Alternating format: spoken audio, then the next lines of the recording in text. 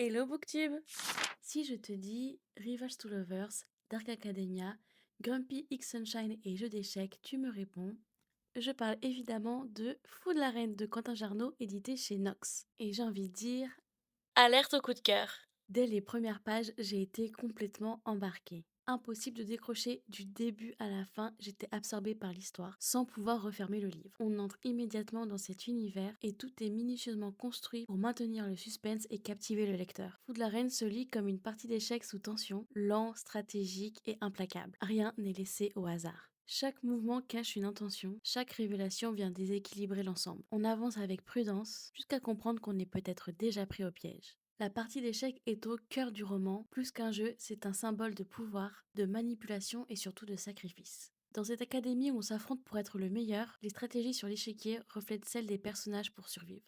Riven et Églantine sont opposés à bien des égards, et pourtant leur rencontre semble presque naturelle. Leur relation repose sur quelque chose de solide et authentique, nourri par un véritable soutien mutuel dans leurs épreuves respectives. L'évolution de Riven m'a particulièrement marqué. Le voir s'affirmer et se révéler au fil des pages est à la fois crédible et émouvant. Églantine, quant à elle, m'a profondément touchée. Son originalité, son caractère affirmé et sa singularité la rendent inoubliable. Certains passages m'ont fait sourire, voire rire, tandis que d'autres, plus intimes, m'ont ému par leur sincérité et leur intensité. Leur roman s'installe doucement au milieu du chaos, fragile, risqué, mais jamais idéalisé. Aimer, ici, c'est s'exposer à perdre, ce qui rend chaque rapprochement encore plus intense. Je tiens particulièrement à souligner la manière dont les thèmes du harcèlement et de l'anorexie sont abordés dans ce roman. Ils sont traités avec beaucoup de sensibilité, de justesse et de respect. Des sujets forts, essentiels et parfaitement intégrés au récit. J'ai aussi pris énormément de plaisir à repérer les références aux précédents romans de Quentin Jarnot, notamment Ceux qui nous consument, Belladonna et Jamais 203. Je trouve que ça rajoute un lien précieux pour ceux qui connaissent déjà ces romans et leur univers. En refermant le livre, on garde cette sensation d'avoir joué une partie où l'enjeu dépasse la victoire. Une véritable ambiance Dark Academia, entre élitisme, secret, obsession et luttes intérieures. Cette lecture m'a laissé une empreinte durable, un immense coup de cœur de ceux qui restent longtemps en mémoire et que l'on recommande les yeux fermés.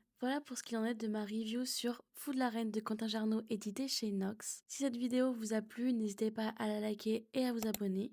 Si vous avez déjà lu Fou de la Reine, n'hésitez pas à me dire en commentaire ce que vous en avez pensé. Et si vous ne l'avez pas encore lu, j'ai envie de dire qu'est-ce que vous attendez.